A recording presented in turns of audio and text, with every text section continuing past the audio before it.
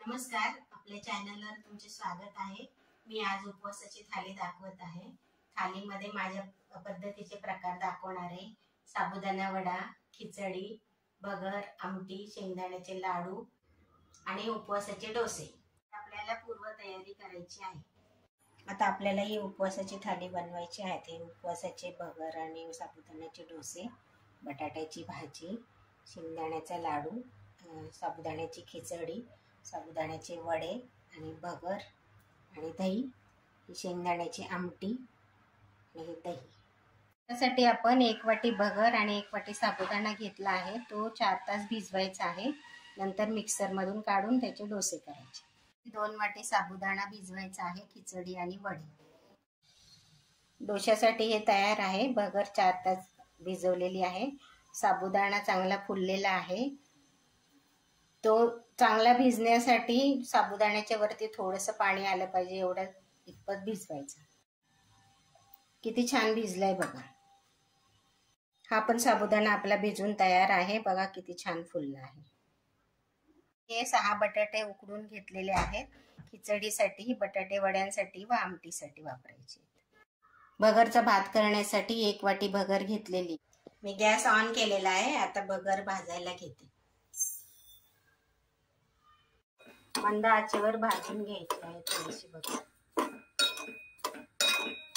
भगर भाजून झालेली आहे। आता आपल्याला दुबून गरम पाण्यामध्ये टाकायची। आता आपण भगर शिजायला ठेवूया। 1 वाटीसाठी 2 वाटी पाणी गरम करायला ठेवले। त्याच्यात भगर टाकून मीठ टाकून भगर शिजवून घेऊया। आता पाणी छान गरम झालेलं आहे। आता मी त्याच्यात भगर टाकते।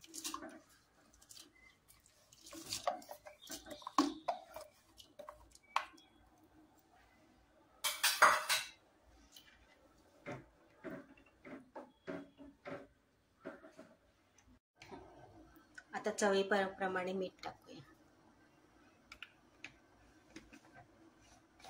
झाकण ठेवून आपण शिजवून घेऊया मऊ भगर एकदम। अधूनमधून झाकण काढून हलवून बघायचं। आणि त्याला सुट्टा पाहिजे असेल तर थोडंसं तूप टाकायचं। जुनी भगर असेल तर पाणी जास्त लागतं। कधी कधी वेगवेगळे भगर असतात आणि नंतर गरम करून टाकायचं लागलं तर पाणी। आता आपण वड्यांसाठी व खिचडीसाठी मिरच्या वाटून घेऊया। ही मिरची थोडी तिखट आहे, तर तुमच्या आवडीप्रमाणे तुम्ही टाकू शकता। मी 5 मिरच्या घेणार आणि 1 वाटी शेंगदाणे घेते। हे छान खमंग भाजून घेतलेले आहे। कोणी कोणी शेंगदाण्याचे साल काढतात, पण आम्ही काढत नाही कारण ते पौष्टिक असतात, म्हणून मी असेच टाकले। हे छान बारीक वाटून घेतलेले आहे मी। आता वड्यांची तयारी करूया। तर छान मऊ शिजलेली आहे। आता मी गॅस बंद करते। गरम करून घेऊया आणि आता खिचडी बनवूया आपण। आता मी खिचडीला गाईचं तूप वापरत आहे। तुपामुळे खिचडी छान होते। तुम्हाला पाहिजे तर तुम्ही शेंगदाण्याचं तेल वापरू शकता।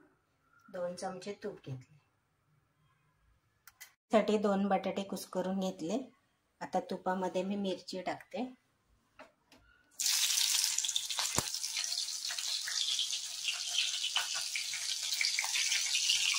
बटाटा टाकते।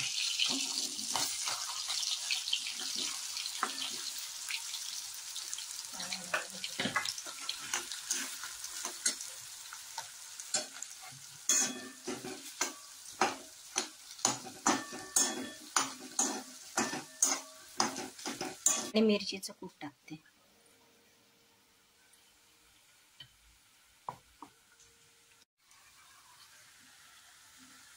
बटाट्यामध्ये टाकते।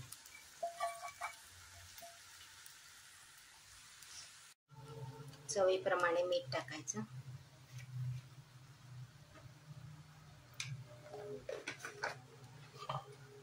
थोडीशी साखर टाकायची चवीप्रमाणे। कोणी कोणी तुपामध्ये जिरं टाकतं, कढीपत्ता टाकतं आवडीनुसार, पण आम्ही जिरं आणि कढीपत्ता खात नाही उपवासाला। आपण हे सगळं चांगलं परतून घेऊया आणि झाकण ठेवून शिजवून घेऊ खिचडी। झाकण ठेवूया।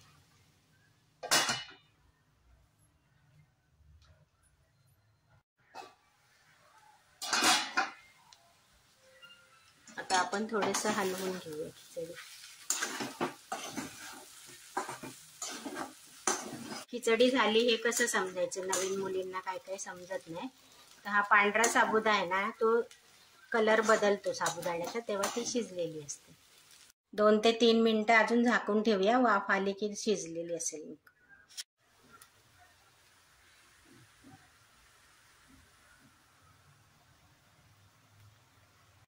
आता आपण डोश्यासाठी वाटून घेऊया भगर आणि साबुदाणा. आता याच्यात साबुदाणा टाकूया.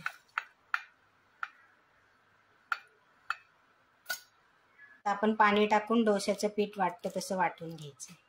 आपण असं बारीक वाटून घेतलंय. आता याच्या घट्ट असेल तर थोडंसं पाणी टाकू शकता. तुम्हाला जर घट्ट वाटलं तर थोडंसं पाणी टाकू शकता. आता आपण चवीप्रमाणे मीठ टाकूया.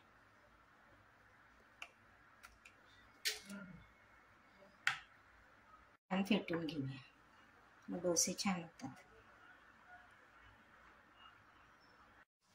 आता उपवासाची बटाट्याची भाजी करूया. मी कढई तापली, त्याच्यात थोडंसं तेल टाकते. आता मी मिरची टाकते. तुमच्या आवडीप्रमाणे तुम्ही जिरंही टाकू शकता. बटाट्याच्या फोडी केल्यात आणि त्याच्यात मी शेंगदाण्याचं कूट टाकत आहे.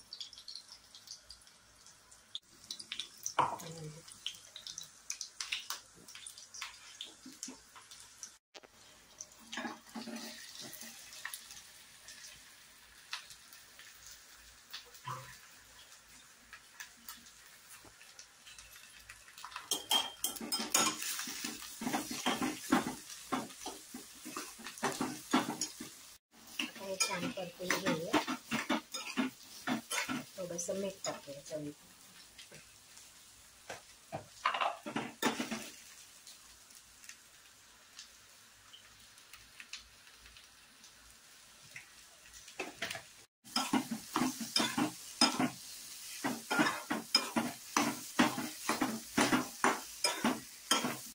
भाजी परतलेली आहे. आता भाजी तयार आहे. आता त्याच भांड्यामध्ये आपण शेंगदाणे आणि मिरची वाटून घेऊया आमटीसाठी.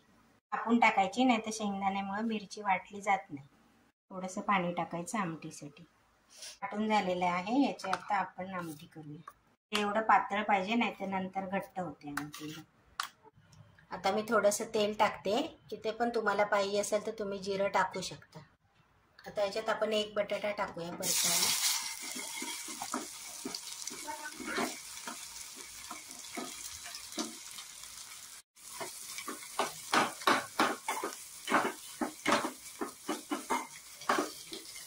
आता आपण याच्यात शेंगदाणे आणि मिरची वाटलेलं वाटण टाकूया. त्याच्यात आपण चवीप्रमाणे मीठ टाकूया आणि उकळी आले की गॅस बंद करायचा.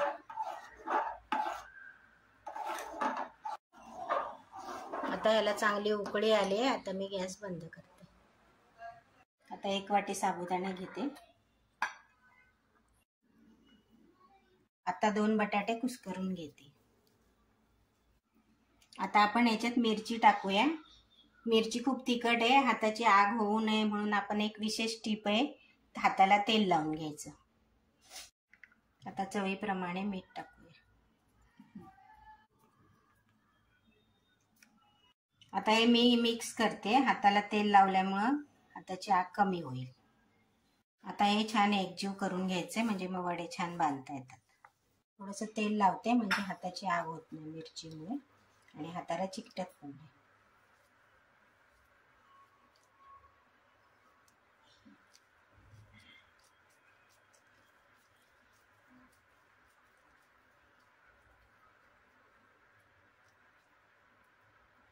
असा गोल वडा करायचा.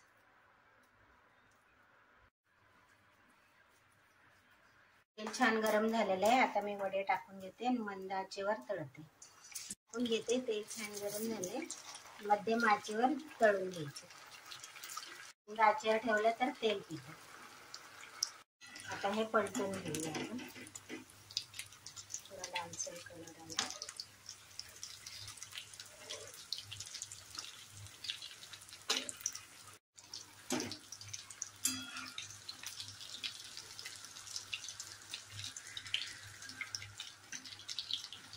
आता छान सोनेरी रंगावर तळून झालेत. आता आपण टिश्यू पेपरवर काढून घेऊ.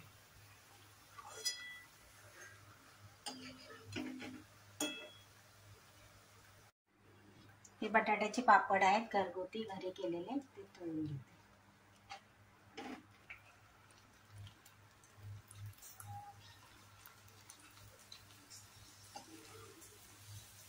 पापड दह्याबरोबर खूप छान लागते.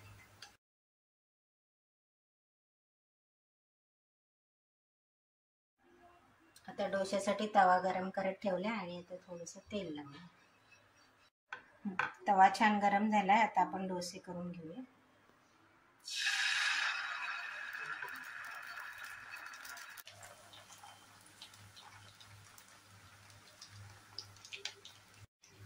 आता डोसा टाकून घेतलाय. शिजण्यासाठी आपण झाकण ठेवूया.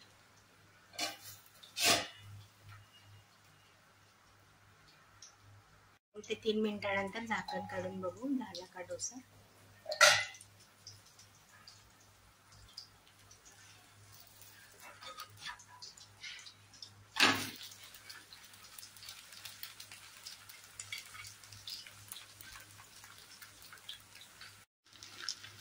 आता डोसा तयार झालाय. आता आपण काढून घेऊ.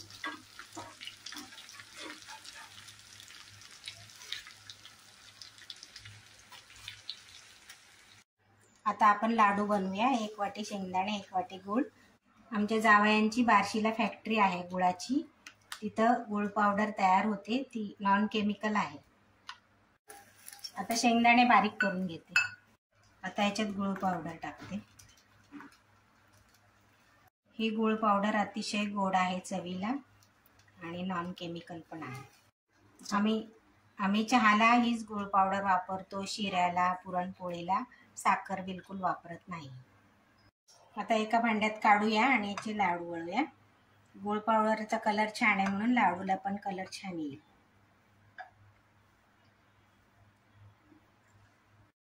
याच्यात आपण थोडं तूप टाकूया. तुपाने टेस्ट छान लागते. तुम्हाला आवडत असेल तर तुम्ही टाकू शकता.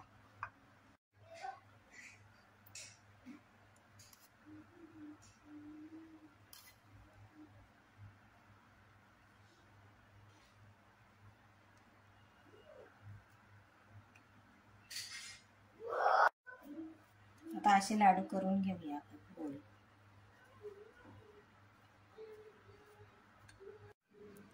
आता हे आपले सगळे पदार्थ तयार आहेत. आपण आता ताटामध्ये सगळे पदार्थ वाढून घेऊया. थाली सजवून घेऊया.